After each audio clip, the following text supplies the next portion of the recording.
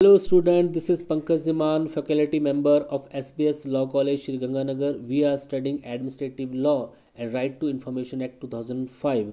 तो right to information act 2005 के under जो हमारे पास नेक्स्ट क्वेश्चन है, evaluate the role of central information commission under the right to information act 2005।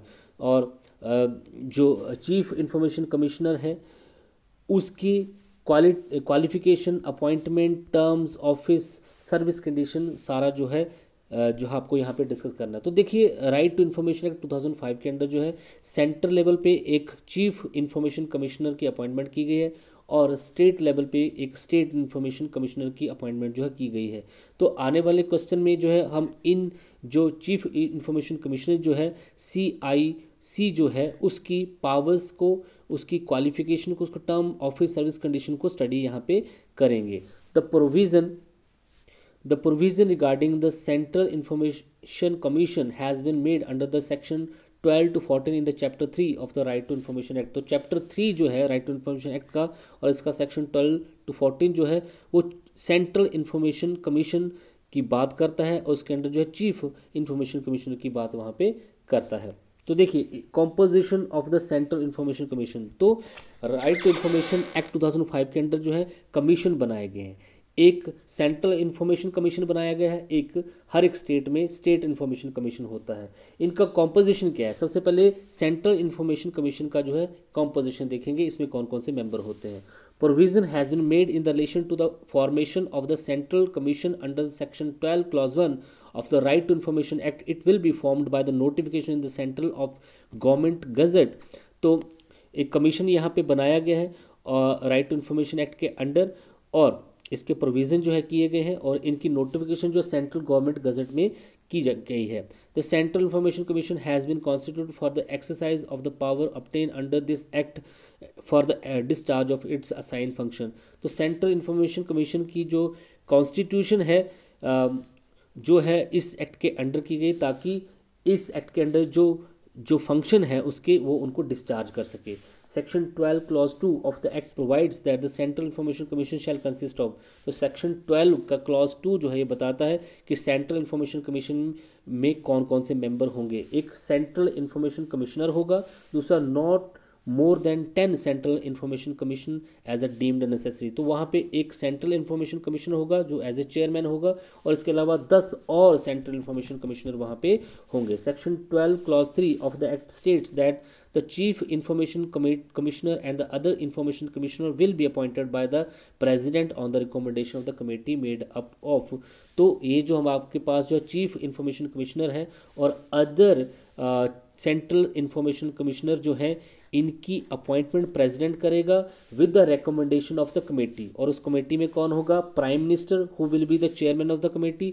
इस कमेटी का चेयरमैन प्राइम मिनिस्टर होगा। दूसरा, leader of the opposition the Lok Sabha में जो ऑपोजिशन का जो लीडर है वो यहाँ पे एक मेंबर होगा।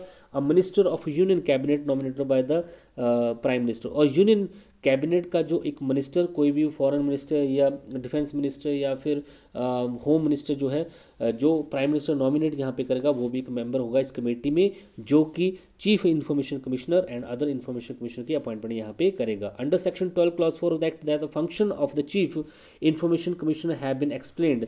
तो इस सेक्शन के अंदर जो है इसके फंक्शन एक्सप्लेन किए गए। According to the chief information commissioner, the central information commissioner will general supervise, direct and manage the function of the central information commission. तो सेंट्रल इंफॉर्मेशन कमिश्नर या फिर चीफ इंफॉर्मेशन कमिश्नर जो होंगे ये जो है जनरल सुपरवाइज करेंगे, direct करेंगे, मैनेज करेंगे the function of the central information commission. तो जितने भी फंक्शन जो है राइट टू इन्फॉर्मेशन एक्ट 2005 के अंडर जो है सेंट्रल इंफॉर्मेशन कमीशन को दे रखे हैं, इन सभी फंक्शन को वो सुपरवाइज, डायरेक्ट, मैनेज करेंगे। अदर इंफॉर्मेशन कमिश्नर जो होगा उनका क्या काम होगा? The other information commission assist the chief information commissioner in the above works.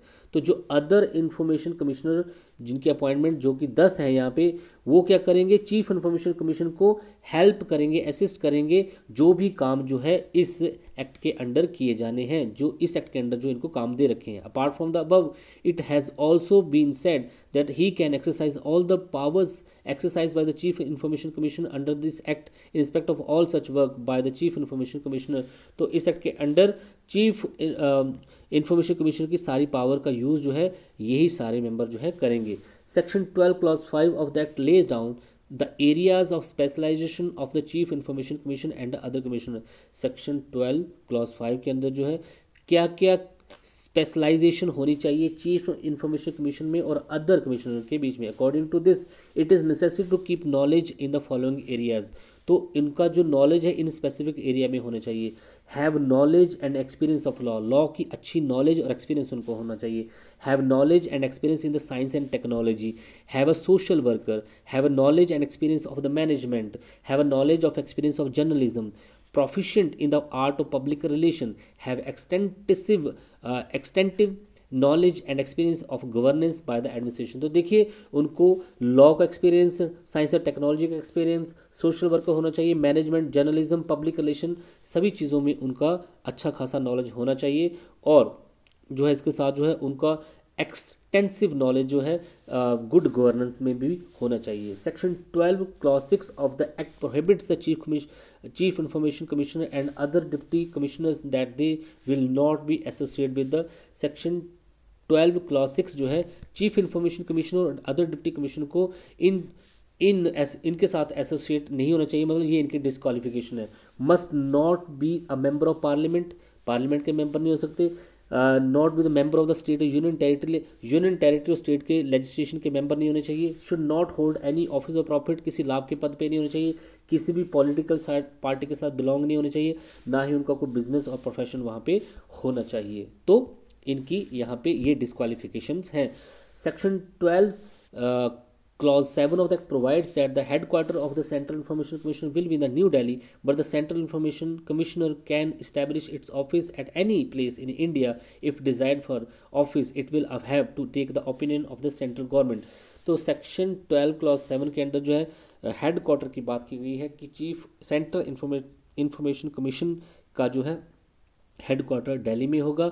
इसके अलावा अगर सेंट्रल इंफॉर्मेशन कमीशन कोई और सब ऑफिस जो है anywhere in the place of India बना सकता है, लेकिन इसके लिए उसको सेंट्रल गवर्नमेंट की प्रायर ओपिनियन लेनी पड़ेगी। Term and service condition of the chief commission information commissioner, तो चीफ इंफॉर्मेशन कमिश्नर और अदर कमिश्नर जो यहाँ पे हैं उनकी जो है टर्म क्या है, कंडीशंस क्या है, वो सारे हम यहाँ पे देखेंगे। The chief information commissioner and the information commissioner shall hold office for such period as may be prescribed by the central government from the date on which he enters upon his office. तो यहाँ पे ये clear किया गया है कि इनका कोई प्रेस्क्राइब टाइम पीरियड नहीं है, ये तब तक अपने ऑफिस को होल्ड करते हैं जब तक सेंट्रल गवर्नमेंट जो है इनको प्रेस्क्राइब करेगा। इसके अलावा he will not be eligible for the reappointment इनकी जो है यहाँ पे नहीं हो सकती है। अब ओथ कैसे लेते हैं, शपथ कैसे लेते हैं? द चीफ इंफॉर्मेशन कमिश्नर और other information commissioner takes an oath before the president और any person appointed by him for the purpose of before assuming his office. तो चीफ इंफॉर्मेशन कमिश्नर जो और बाकी इंफॉर्मेशन कमिश्नर जो है ये जो शपथ जो है प्रेसिडेंट के सामने जो लेते हैं अपने पद के रिगार्डिंग। रेजिग्नेशन, कभी ये अपना जो पद त्याग सकते हैं। द चीफ इंफॉर्मेशन कमिश्नर और other information commissioner can resign from his post at any time, कभी भी ये अपना पद जो छोड़ सकते हैं। The resignation letter must be sign by him in his handwriting which will be addressed to the president. जो भी रेजिग्नेशन लेटर ये बनाएंगे उस पर उनके साइन होने चाहिए उनकी हैंड राइटिंग में, और ये जो है एड्रेस किया जाएगा, प्रेसिडेंट को सेंड किया जाएगा। सैलरी एंड अलाउंसेस की बात करें तो section 13 clause 5 of the act provides that the salary allowances and other terms and the conditions of the service of the chief information commissioner and information commissioner shall be made as may be prescribed the central government. तो central government ही section 13 clause 5 के under जो है salary allowance and other term and condition of the service जो है chief information commissioner and information commissioner की decide करेगी। The salary allowances and the conditions of service of the chief information commissioner and the information commissioner cannot be changed to any disadvantage after the appointment। तो एक बार जब chief information commissioner और information commissioner की appointment हो जाती है उसके बाद जो है इनकी सैलरी अलाउंस और कंडीशन सर्विस में चेंजेस नहीं की जा सकती है। नेक्स्ट आपके पास if the chief information commissioner or information commissioner is getting a pension for the prior service under the central government or state government at the time of his appointment, then the amount of pension received by him will be reduced from the salary. अगर ये जो chief information commissioner हैं या information commissioner जो है ये pension ले रहे हैं इस सर्विस को स्टार्ट करने से पहले सेंट्रल गवर्नमेंट से स्टेट गवर्नमेंट से, तो उनकी जो पेंशन जो है उनकी सैलरी में से रिड्यूस कर ली जाएगी. The central government will make available to such officer and employee as are necessary for the efficient compliance of the function of the chief information commissioner और information commissioner. इसके अलावा अगर सेंट्रल गवर्नमेंट जो है बाकी staff की appointment, बाकी officer की अपॉइंटमेंट भी यहाँ पे करेगी ताकि जो चीफ इंफॉर्मेशन कमिश्नर और इंफॉर्मेशन कमिश्नर जो है उनका वर्क जो है उनका जो एफिशिएंट वर्क वहाँ पे हो सके, जो वर्क उनको जो है इस एक्ट के अंडर दिया गया है. तो बाकी सबऑर्डिनेट स्टाफ के अपॉइंटमेंट भी सेंट्रल गवर्नमेंट करेगी. Removal of the chief information commissioner और द इन्फॉर्मेशन कमिश्नर, तो जो चीफ इन्फॉर्मेशन कमिश्नर हैं और बाकी इन्फॉर्मेशन कमिश्नर जो उनका रिमूवल कैसे हो सकता है वो सेक्शन 12 के अंडर बता रखा है. Subject to the provision of the subsection 3, the chief information commissioner और any information commissioner shall be removed from his office only by the order of the president on the ground of proved misbehavior and incapacity after the Supreme Court on a reference made by it or by the president has inquiry reported that the chief information commissioner or any information commissioner as the case may be out on such Gaur be removed. तो यहाँ पे उनको remove करने का तरीका जो है sub section 3 में बता रखा है, जहाँ पे प्रेसिडेंट जो है वो उनको रिमूव कर सकता है. उसका ग्राउंड क्या होना चाहिए कि उन्होंने मिसबिहेवियर या उनमें इनकैपेसिटी आ गई है और सुप्रीम कोर्ट जो है इसके बारे में पूरी इंक्वायरी वहाँ पे करे. The president may suspend from office and if the deemed necessary prohibit also attending the office during an inquiry the chief information commissioner or information commission in respect of whom the reference has been made to the Supreme Court under subsection 1. तो यहाँ पे ये बता रखा है कि president जो है किसी भी चीफ कमिश्नर इंफॉर्मेशन कमिश्नर को अदर इंफॉर्मेशन कमिश्नर को जो है सस्पेंड कर सकता है ऑफिस की मीटिंग को अटेंड करने में जब उन पे इंक्वायरी चली है इस सुप्रीम कोर्ट के द्वारा जब उन पे इंक्वायरी जो वहाँ पे की जा रही है, तो उस टाइम पे प्रेसिडेंट जो है उनको अपने ऑफिस को होल्ड करने से या ऑफिस की मीटिंग अटेंड करने से रोक सकता है. Notwithstanding anything contain in the subsection 1, the president may by the order move from the office of the chief information commissioner और any information commissioner if the chief information commissioner और information commissioner as the case the may be as adjudged as a insolvent. इसके अलावा जो chief information commissioner जो है या other information commissioner जो है उनको जो है प्रेसिडेंट निकाल सकता है अगर उनका दिवालिया निकल जाए, मतलब वो एडजुडिकेटेड हो जाए as an insolvent, has been convicted on the offence which in the opinion of the president involves a moral turpitude के किसी ऑफेंस के अंडर ये जो कमिश्नर्स हैं ये कन्विक्ट हो जाएं. दूसरा, engage during the term of office in any paid employment outside the duties of the office.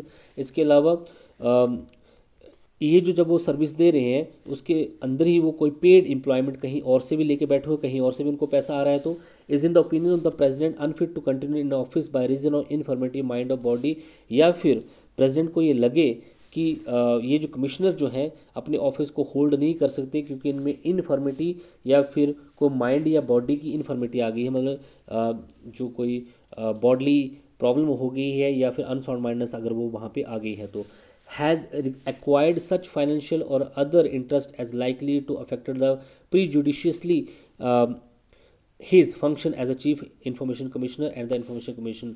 और अगर कोई फाइनेंशियल वहाँ पे इंटरेस्ट अगर उनका है जिससे जो है इस पोस्ट की गरिमा को जो है नुकसान पहुँच रहा है, तो उस केस में भी प्रेसिडेंट जो है उनको जो है इस ऑफिस से निकाल सकता है.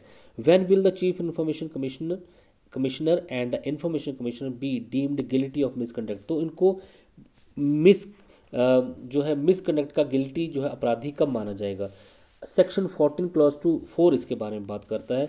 Is in any way concern और interest in any contract agreement made by और behalf of the government of the India. अगर कोई कॉन्ट्रैक्ट कर लेते हैं जिसमें उनका इंटरेस्ट है. दूसरा, participate in any way in the profit thereof in the benefit किसी ऐसे प्रॉफिट में वो पार्टिसिपेट करते हैं और उस बेनिफिट और emolument arising there otherwise than the member of common with the other member in the incorporate company. तो इनकॉर्पोरेटेड कंपनी से अगर उनका कोई मुनाफा, कोई इंटरेस्ट या कोई प्रॉफिट वहाँ से आ रहा है तो उस कंडीशन में उनको मिसकंडक्ट के वो गिल्टी पाए जाएंगे और उनको उसके ऑफिस से है निकाला जा सकता है। Thank you so much.